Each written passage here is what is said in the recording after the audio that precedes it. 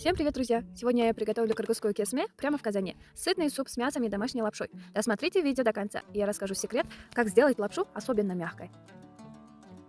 Начнем с лапши. Мука, яйцо, соль и вода. Замешиваем плотное тесто и даем ему отдохнуть 20 минут под полотенцем. Это сделает лапшу эластичной.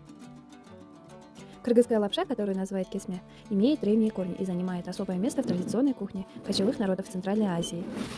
Первоначально кесме готовили кочевники. Для них было важно иметь сытное и питательное блюдо из простых продуктов – муки, мяса и овощей.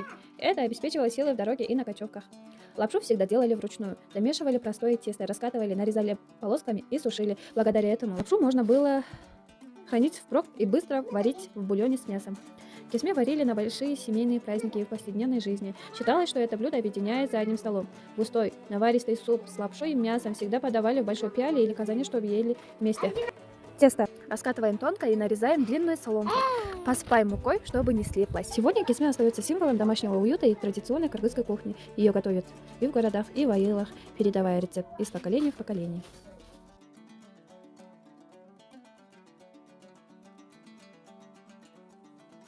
В казан наливаем немного масла, выкладываем мясо и обжариваем до золотистой корочки. Затем добавляем лук, морковь, болгарский перец и чеснок. Все перемешиваем и тушим несколько минут. Сюда же в казан вливаем томатную пасту, заранее разведенную водой с щепоткой сахара и соли. Перемешиваем. Овощи и мясо пропитываются ароматом. Теперь заливаем все горячей водой и варим около 40 минут на среднем огне, пока мясо не станет мягким и бульон насыщенным. Через полчаса добавляем картофель кубиками и варим еще 10-15 минут. За 10 минут до конца всыпаем домашнюю лапшу и варим до готовности.